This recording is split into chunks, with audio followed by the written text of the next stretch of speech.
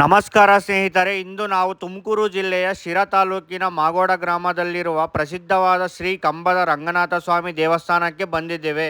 ಈ ದೇವಸ್ಥಾನ ಮಾಗೋಡ ಗ್ರಾಮದಲ್ಲಿ ಶಿರಾ ಪಟ್ಟಣದಿಂದ ಸುಮಾರು 10-12 ಕಿಲೋಮೀಟರ್ ದೂರದಲ್ಲಿದೆ. ಗ್ರಾಮದ ಮಧ್ಯದಲ್ಲೇ ಇರುವ ಈ ದೇವಸ್ಥಾನ ಭಕ್ತರ ನಂಬಿಕೆಯ ಸ್ಥಳವಾಗಿದೆ. ಇಲ್ಲಿ ಶ್ರೀ ರಂಗನಾಥ ಸ್ವಾಮಿ ದೇವರು ಬಹಳ ಶಕ್ತಿಶಾಲಿ ದೇವರು ಎಂಬ ಭಕ್ತರು ನಂಬುತ್ತಾರೆ. ಕಂಬದ ರಂಗನಾಥ ಎಂಬ ಹೆಸರು ಈ ದೇವಸ್ಥಾನದ ವಿಶೇಷತೆ.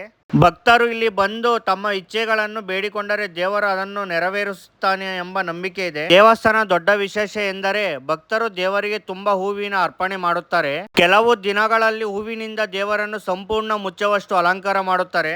ಪ್ರತಿ ವರ್ಷ ಇಲ್ಲಿ ಜಾತ್ರೆ ಬಹಳ ಭವ್ಯವಾಗಿ ನಡೆಯುತ್ತದೆ. ಫೆಬ್ರವರಿ ತಿಂಗಳಲ್ಲಿ ಹೂವಿನ ರಥೋತ್ಸವ ತುಂಬಾ ಪ್ರಸಿದ್ಧ. ಸಾವಿರಾರು ಭಕ್ತಗಳು ಈ ಜಾತ್ರೆಗೆ ಬರುತ್ತಾರೆ. ಗ್ರಾಮೀಣ ಪರಿಸರದಲ್ಲಿರುವ ಈ ದೇವಸ್ಥಾನ ತುಂಬಾ ಶಾಂತವಾಗಿದೆ. ನಗರದಲ್ಲಿ ಗದ್ದಲದಿಂದ ದೂರವಾಗಿ ಇಲ್ಲಿ ಬಂದರ ಮನಸ್ಸಿಗೆ ಶಾಂತಿ ಸಿಗುತ್ತದೆ.